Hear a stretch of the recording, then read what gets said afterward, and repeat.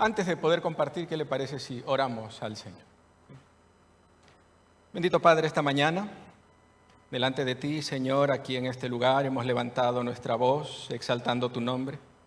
Pero también, Dios, permítenos ahora escuchar tu palabra. Habla a nuestro corazón, instrúyenos tú, desafíanos tú, Señor.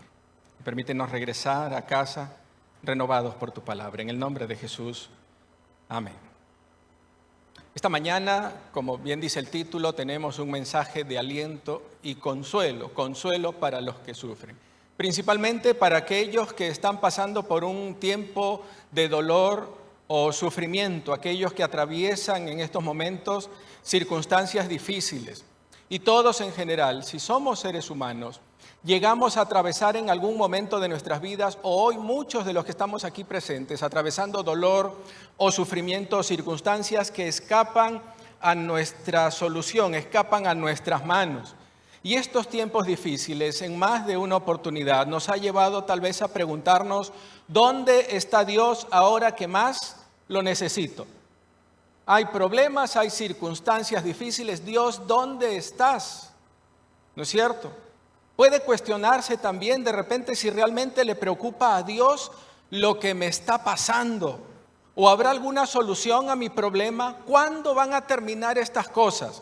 ¿Cuándo voy a salir de esto? Y tal vez nuestro corazón empieza a llenarse de resentimiento. Porque pasan los días, pasa el tiempo y las cosas no mejoran. Vamos pasando de un problema a otro.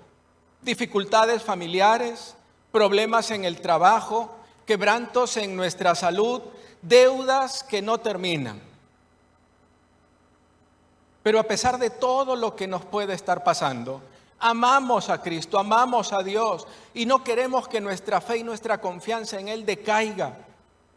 Ahora, esta mañana vamos a ver la experiencia de un grupo de creyentes que en medio del sufrimiento hallaron consuelo y fortaleza en Cristo. Estamos hablando de los creyentes de la iglesia de Esmirna. Y si ellos pudieron encontrar consuelo y fortaleza en Cristo, nosotros también. Y eso es lo que vamos a compartir en estos minutos. Fíjese que de las ciudades donde las 7 iglesias estaban ubicadas, esta Esmirna es de las pocas que aún existen. Hoy se llama Izmir en la actual Turquía. Y su existencia hoy nos recuerda la fidelidad de aquellos creyentes en medio de su dolor. Ellos también lo experimentaron. Y vamos a desarrollar nuestro mensaje en base a 4 preguntas. La primera, ¿qué sabemos de la iglesia que hubo en Esmirna? Y lo primero que vamos a notar es que Esmirna, esta ciudad, era un puerto importante al norte de Éfeso.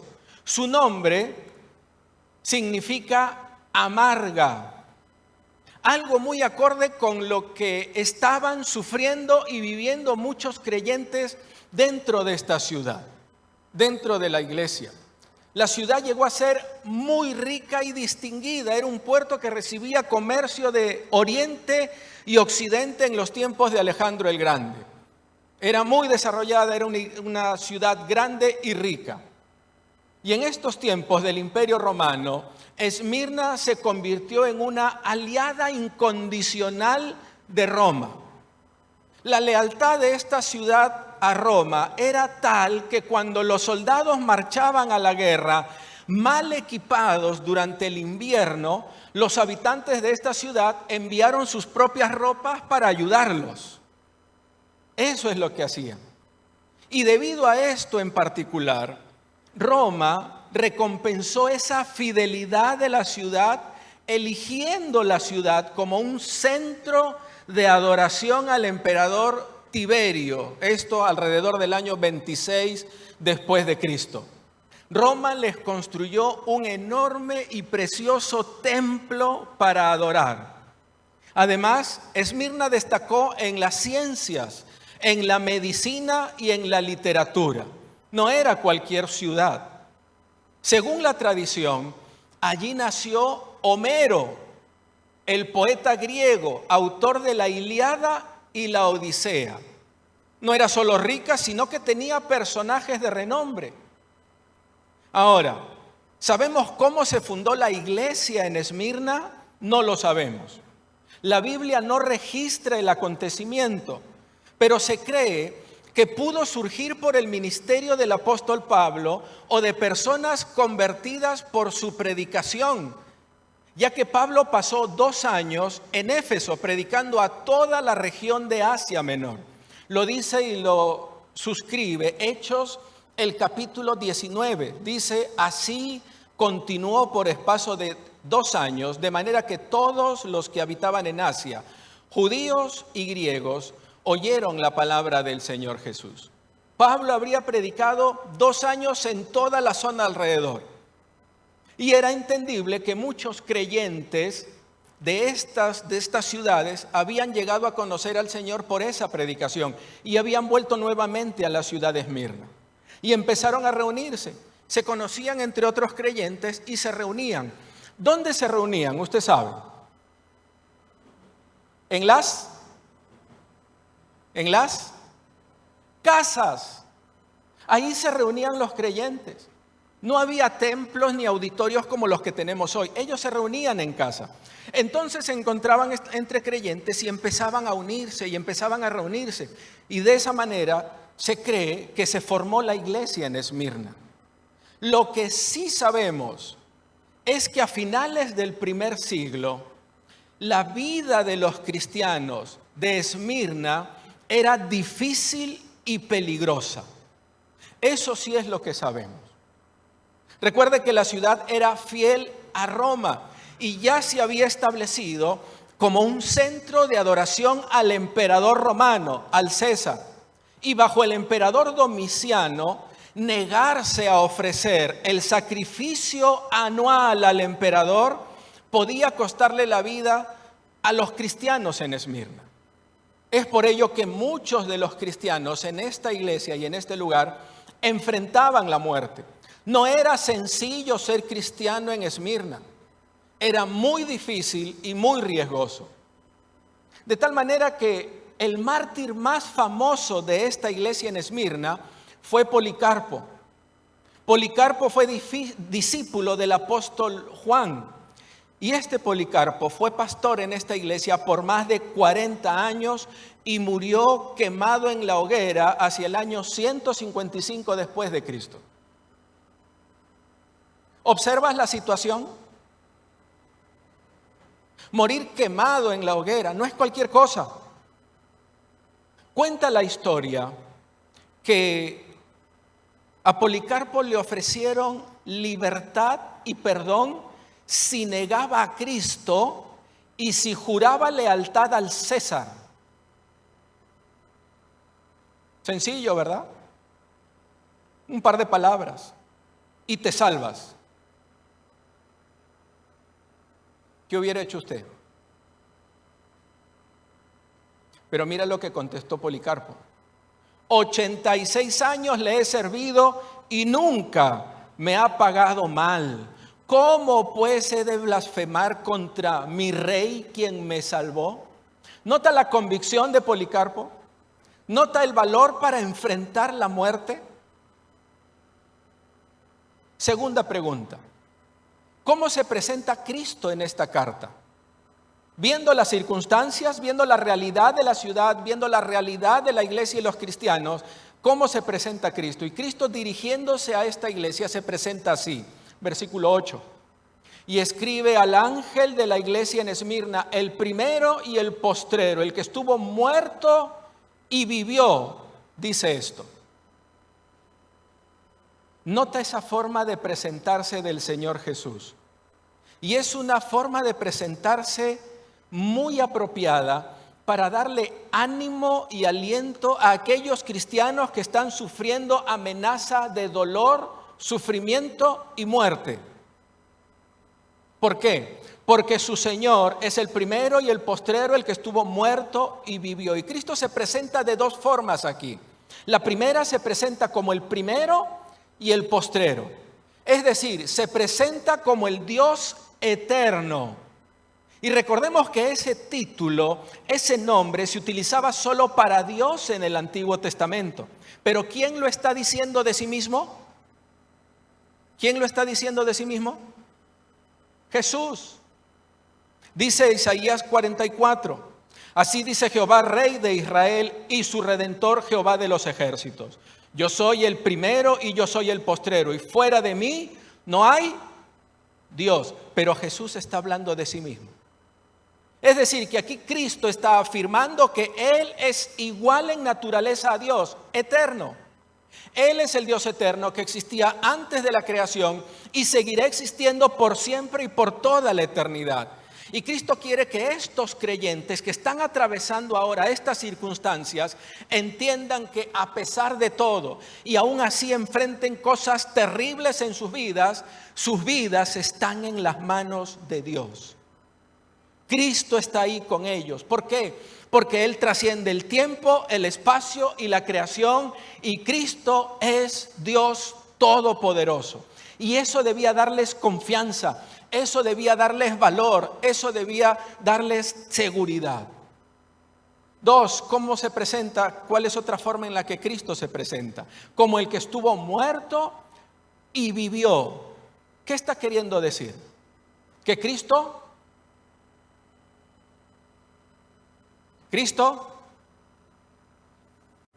resucitó. Milagrosamente, el Dios eterno se hizo hombre, murió y volvió a vivir, resucitó. Y aquí hay un misterio profundo. ¿Cómo pudo morir el que siempre vive? El que trasciende el tiempo, el espacio y la historia. ¿Cómo pudo morir? ¿Cómo es eso posible? Y el apóstol Pedro nos va a dar la respuesta en su carta en el capítulo 3, cuando escribe que Cristo fue muerto en la carne, pero vivificado en espíritu. Es decir, murió como hombre, como el sacrificio perfecto por nuestros pecados, pero resucitó y ahora vive para siempre. Eso es lo que quiere decir. ¿Y por qué Cristo se presenta así? Porque la iglesia en Esmirna está atravesando tribulación y persecución, enfrentando incluso la muerte por su fidelidad a Cristo. Y note eso, tribulación y persecución. No es cualquier simple problema. No son cosas que por ahora se nos han escapado de las manos. No son esas circunstancias que decimos, bueno, que pase el tiempo y todo se va a solucionar. No. Es tribulación y persecución. Situaciones que ponían en riesgo la vida de los creyentes. No era un simple problema, eran cosas terribles las que ellos tenían que experimentar y que estaban sufriendo. Y sabiendo el tiempo difícil que atravesaban, Cristo quiere animarlos. Aunque enfrentaban la muerte a manos de sus perseguidores, con ellos estaba aquel que venció la muerte y prometió lo que dice Juan 11. Yo soy la resurrección y la vida. El que cree en mí, aunque esté muerto, vivirá. Y todo aquel que vive y cree en mí, no morirá eternamente. Cristo les recuerda esto, tranquilos. No teman, si se mueren, no se preocupen. Ustedes van a vivir por estar unidos a mí y a mi resurrección. Y qué hermoso saber que en medio de nuestras dificultades, como esta iglesia lo experimentó, Cristo nos entiende.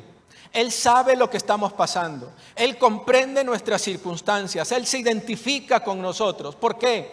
Porque Él también sufrió. Él vive y si Él vive, nosotros también viviremos. ¿Lo cree? Eso era lo que Cristo quería que esta iglesia entienda y comprenda. No hay sufrimiento, no hay tribulación, no hay problema que pueda sacarnos de esta verdad. Tercera pregunta. ¿Qué mensaje le envía Cristo a la iglesia de Esmirna? Mire lo que dice el versículo 9. Yo conozco tus obras y tu tribulación y tu pobreza, pero tú eres rico.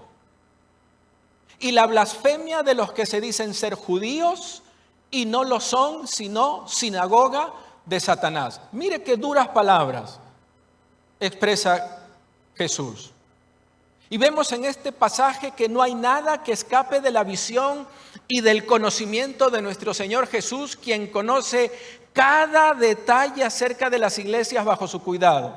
Conoce cada circunstancia, cada vivencia, cada palabra, cada circunstancia, cada pensamiento que la iglesia está experimentando en este momento. Y Cristo tiene palabras de elogio para esta iglesia. No tiene quejas que hacerle, no tiene observaciones que darle, no tiene llamadas de atención contra ellos. ¿Recuerdas la semana pasada a la iglesia de Éfeso qué llamada de atención le dijo? ¿Recuerdas? ¿Qué le dijo? Pero tengo contra ti, ¿qué cosa? Que has dejado tu primer amor. Una queja contra la iglesia. Pero Esmirna no. Cristo no tiene ninguna queja contra ella, al contrario, los elogia, los reconoce. Mira 4 cosas que Cristo conocía acerca de esta iglesia. Lo primero, Cristo conoce su tribulación. La palabra tribulación significa literalmente presión. Y en el Nuevo Testamento suele referirse a persecución o sufrimiento. Esa palabra presión es dura y la referencia que hace el autor rememora y recuerda el golpe del látigo romano. Algo nos hacemos la idea cuando vemos la escena en nuestro teatro de Semana Santa que ya está cercano, ¿no es cierto? Los látigos que caían contra Jesús. ¿Y recuerdas la descripción? Cuerdas de cuero con huesos o trozos de metal anudado a lo largo de toda la tira. Y eso caía fuertemente contra la espalda de Jesús. Esa tribulación, esa presión recuerda cada uno de esos golpes. No era un problema sencillo, no era una simple dificultad, no. Recuerda también las piedras enormes que se utilizaban cuando se cosechaba el trigo y se molía y se pasaba la piedra una y otra vez, aplastando y machacando, desmenuzando, destruyendo el grano. O como se exprimían las uvas, ¿no es cierto? Se colocaba en un lugar y se pisaban y se presionaba con fuerza para poder extraer el jugo. La idea es esa, presión extrema, insoportable. Así era la situación de los creyentes de Esmirna. Una persecución intensa que los oprimía por causa de su fidelidad a Cristo. Y cuando hay algo que nos oprime, nos afecta, nos duele, nos hacemos a un lado. Lo dejamos. Pero la iglesia en Esmirna no. 2, Cristo conoce su pobreza. Es otra cosa que Cristo observa. Y la palabra pobreza significa miseria material absoluta. No habla de pobreza espiritual, habla de pobreza física. En Esmirna, esta ciudad profundamente leal a Roma y ahora centro de culto imperial, debido a ello la situación de los cristianos se agravó sobremanera. Y el emperador Domiciano exigía de todos los ciudadanos una adoración completa, incluidos los cristianos. Los cristianos voluntariamente se sometían a la autoridad del emperador, pero se negaban a adorarlo. Porque vamos a encontrar en la Escritura que el creyente debe someterse a las autoridades civiles, ¿no es cierto? A las autoridades del país. Pero una cosa es someterse a la autoridad y otra cosa es adorarlo como si fuera Dios. Ahí estamos en un problema. Y estos creyentes en la iglesia de Esmirna obedecían, se sometían a la autoridad, a las disposiciones, pero en cuanto a adorar al emperador, ahí no más. Ellos no lo adoraban. Eso provocó que fueran acusados de rebeldes contra el gobierno. que enfrentaran la ira y la represalia del gobierno contra ellos. Además, los cristianos se negaban a participar en las religiones paganas de Esmirna. Esta ciudad romana tenía infinidad de dioses. Se adoraba a dioses como Zeus, Apolo, Afrodita, Esculapio, Cibeles y tantos dioses que el Imperio Romano tenía. Al adorar a un Dios invisible, los cristianos fueron considerados ateos y antisociales. ¿Por qué? Porque al no participar de las festividades y la adoración de cada uno de estos dioses en cada uno de estos templos, se excluían de ello. No estaban presentes y la sociedad los miraba y les decía: miren estos ateos, grupo de infieles no creyentes, antisociales. Tienen un solo Dios y se esconden y se alejan de todos nosotros. No participan con nosotros. Y es por ello que sufrieron persecución, porque no era una simple observación de una conducta de un grupo de cristianos. Lo veían y lo notaban como algo que afectaba la buena marcha de la sociedad en su tiempo. Y por ello eran perseguidos. De tal manera afectaba tanto a la sociedad que estos cristianos perdieron casas, negocios, su posición social y sus trabajos hasta caer en la miseria. Eso era lo que sucedía. Eres cristiano, pierdes todo. Pierdes tu casa, vives y duermes donde puedas. ¿Quieres comprar algo? No, a los cristianos no les vendemos. ¿Quieres vender algo? No, yo no le compro a los cristianos. Pobreza, miseria. A eso estaban enfrentados los creyentes por su fidelidad a Cristo. Comparada con nuestra situación, muchas de nuestras tribulaciones o problemas parecen pequeños, ¿verdad?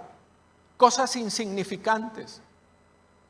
Pero en tercer lugar, hay algo más que Cristo observa. Cristo conoce la blasfemia de los que se llamaban judíos. Porque estos creyentes, encima de todo lo que ya sufrían por la sociedad, debido a su lealtad y fidelidad a Cristo, tenían que aguantar la blasfemia de los que se dicen ser judíos y no lo son, sino sinagoga de Satanás. ¿De quién está hablando Jesús? Y vamos a ver que en este versículo Jesús revela quiénes son aquellos que impulsaban gran parte de la persecución contra los cristianos. Y no eran los gentiles, no eran los paganos. Resulta interesante que los primeros ataques contra los cristianos en esta ciudad de Esmirna no vino de los gentiles, sino de aquellos que se consideraban hijos de Abraham. ¿Quiénes eran los hijos de Abraham? Los judíos. Los mismos judíos entonces estaban en contra de estos cristianos judíos dentro de esta ciudad. Y cuando Cristo habla de blasfemia, no se refiere aquí a una ofensa directa contra Dios, sino a la injuria y calumnia contra los creyentes de la iglesia. A eso se está refiriendo. Y esas calumnias venían en gran parte de algunos judíos presentes en esta ciudad. ¿Por qué? Porque en Esmirna había una comunidad judía rica e influyente.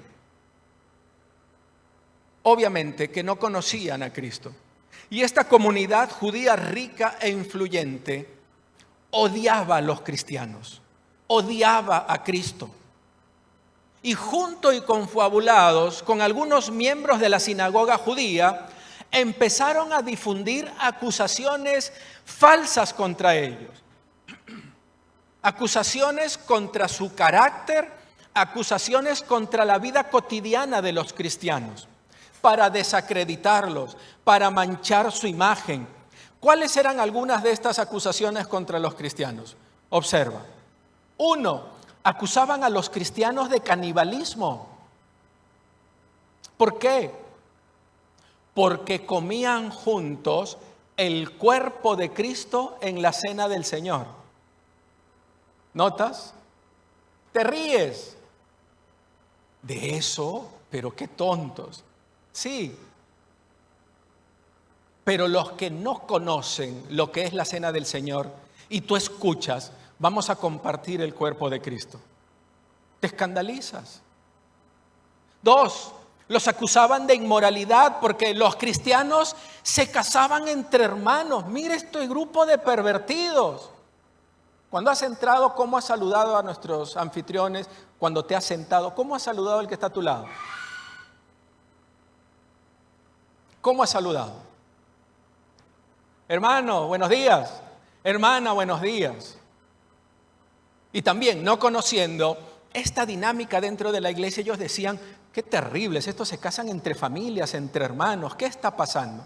Y peor aún, los acusaban de grandes fiestas de orgías o fiestas del amor, porque ¿qué eran estas supuestas fiestas y reuniones que los cristianos realizaban? Los ágapes o los tiempos de coinonía entre hermanos en las casas.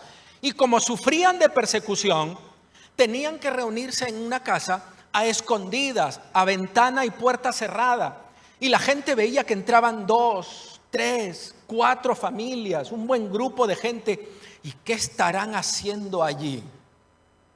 Los acusaban de desbaratar hogares, porque cuando uno de los esposos conocía al Señor y el otro no, esto creaba conflictos en el hogar.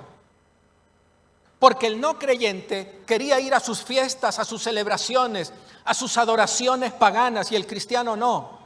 Eso está causando división en el hogar, esos dividen familias. Los acusaban de ateísmo porque rechazaban a sus dioses. Los acusaban de deslealtad política porque no ofrecían sacrificios al emperador. Y no ofrecer sacrificios al emperador involucraba el decir, yo no te considero como autoridad. Y eso era peligroso. Es decir, que cualquier acción que los creyentes realizaban, los gentiles y los mismos judíos tergiversaban ello e incitaban al pueblo a perseguirlos y hacerles daño. Eso era lo que buscaban y eso era lo que estaban haciendo y sufría la iglesia de Esmirna. Pero observe algo importante, note esto. El verdadero enemigo no eran los judíos, sino quién estaba detrás de todo. Satanás. Por eso Cristo habla de sinagoga de Satanás. Porque estos judíos ricos e influyentes seguían yendo a su sinagoga. Seguían aparentemente buscando a Dios. Pero Cristo los va a señalar directamente y los va a llamar sinagoga de Satanás. Nuestro Señor Jesús ya les había dicho esto en Juan el capítulo 8. Vosotros sois de vuestro padre el diablo. Pero ¿acaso no eran estos judíos también descendientes de Abraham? Sí, sí lo eran. Pero no eran judíos según la definición de Pablo. Mira cómo define Pablo a un judío en Romanos 2. Pues no es judío el que lo es exteriormente, sino que es judío el que lo es en lo interior. Y la circuncisión es la del corazón, en espíritu, no en la letra, la alabanza del cual no viene de los hombres, sino de Dios. Es decir, eran judíos de nacimiento, pero espiritualmente vivían como gentiles. Por fuera cerca de Dios, pero por dentro totalmente alejados de Dios. Ese grupo afectaba a los cristianos dentro de la iglesia de Esmirna. Es por ello que nunca debemos olvidar lo que dice Pablo. ¿Qué es lo que escribe Pablo con respecto a esto? Porque no tenemos lucha contra sangre y carne, sino contra principados, contra potestades, contra los gobernadores de las tinieblas de este siglo, contra huestes espirituales de maldad en las regiones celestes. Pablo está diciendo, observa bien, ellos no son el problema, es quien está detrás de ellos, Satanás. Y ten presente esto, tu verdadero enemigo no es la persona que intenta hacerte daño. No es la persona que está hablando mal de ti, sino el poder espiritual que está detrás de esa persona.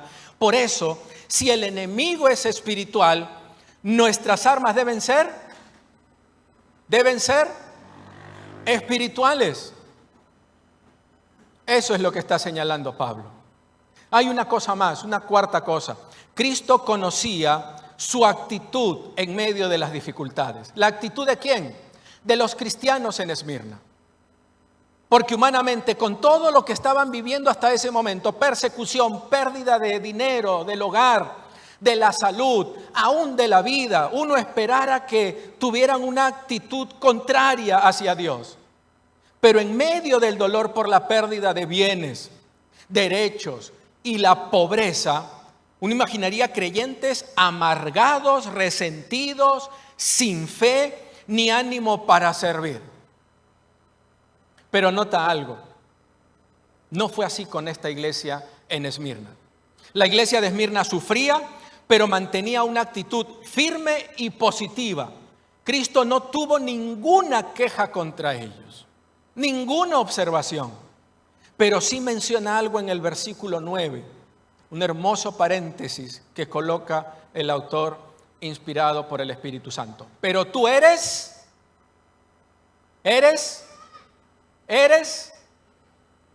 ¿de qué riquezas estaba hablando? Espiritual. Es como si Cristo les dijera: amados de la iglesia de Esmirna, les pueden haber quitado sus casas, les han podido quitar su trabajo, han podido maltratar sus cuerpos, les han quitado sus nombres, pero lo que no han podido hacer es quitarles sus riquezas espirituales. La fe de estos creyentes seguía intacta. La ciudad los consideraba pobres, miserables, desposeídos, pero Cristo los consideraba ricos.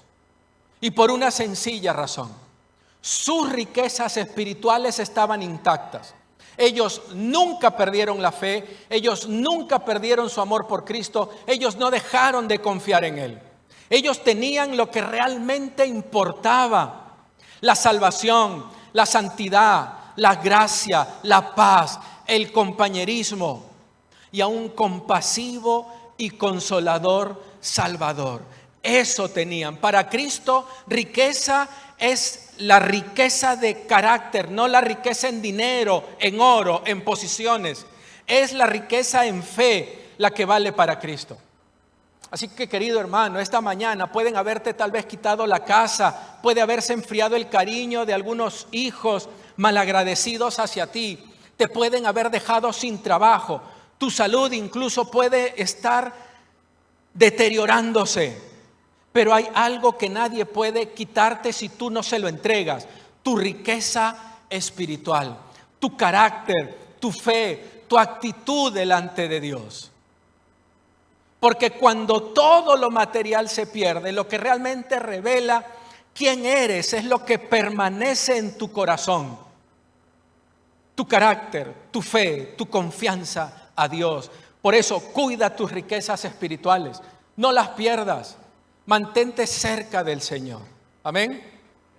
Y cuarta pregunta: ¿cuál fue el consejo de Cristo para esta iglesia?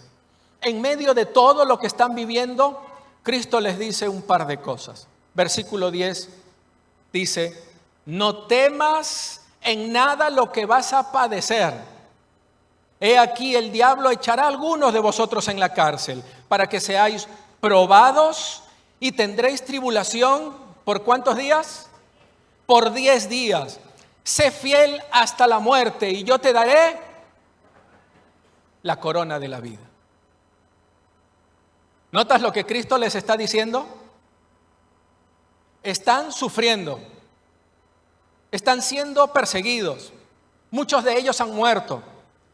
Es difícil conseguir alimentos, mucho más difícil encontrar dónde vivir.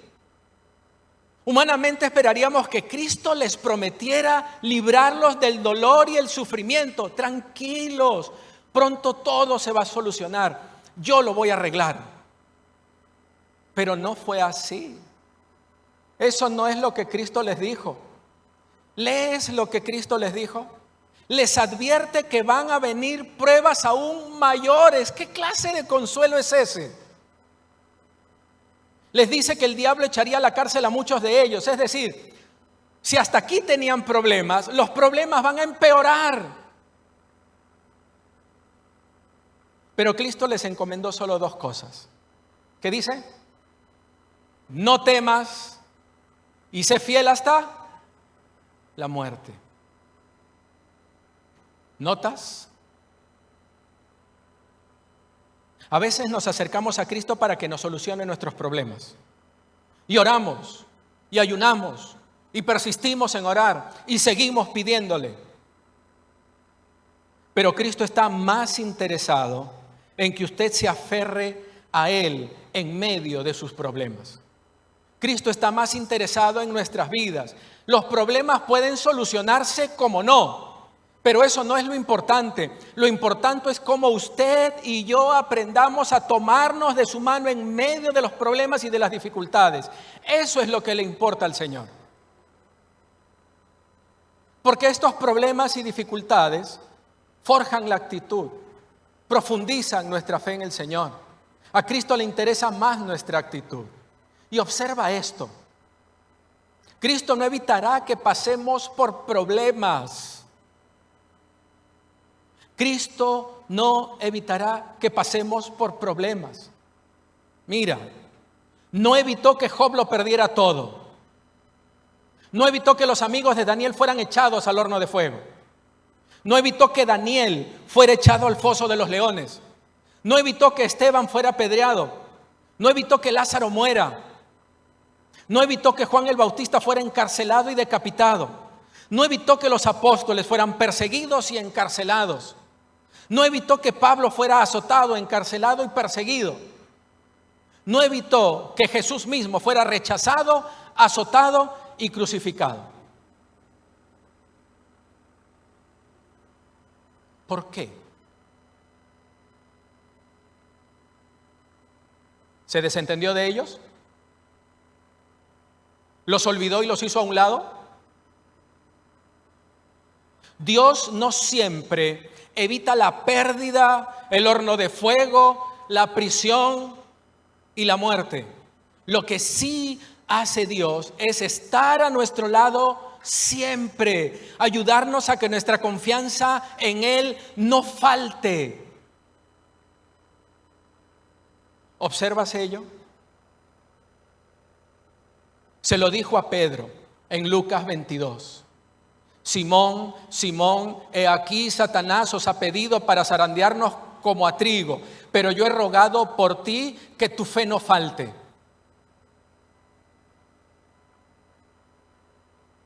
Confianza en Él. ¿Qué respondieron los amigos de Daniel en la puerta del horno cuando el rey le dijo: inclínense, si no serán echados al lago de fuego? Y que Dios los podrá salvar de mi mano. ¿Recuerdas qué dijeron? Nuestro Dios tiene poder para librarnos de tu mano. Y si no lo hace, igual no nos vamos a arrodillar delante de ti y vamos a seguir confiando en Él. ¿Recuerdas? Cristo no quiere que nuestra confianza en Él falte. Hay problemas, dificultades, tribulación que estás viviendo, experimentando, que te ha llevado a dejar de confiar en el Señor. Por eso dice: no temas, sé fiel hasta la muerte, mantente apegado a mí, aunque tengas que perderlo todo o tengas que morir. Yo soy la roca firme, yo soy el castillo fuerte, estuve muerto, pero vivo. Ese es nuestro Dios, ese es nuestro Señor. Y en el verso 10 y 11 vemos lo que sí promete Cristo a los que temen y le son fieles. Dice: sé fiel hasta la muerte y yo te daré la corona de la vida. El que venciere no sufrirá daño de la segunda muerte. ¿Qué cosas sí promete el Señor? 1, la corona de la vida. ¿A qué corona está haciendo referencia el autor? Es la corona del triunfador, es el que ha ganado, el que ha obtenido la victoria. Era una guirnalda que adornaba la frente del atleta vencedor en las Olimpiadas.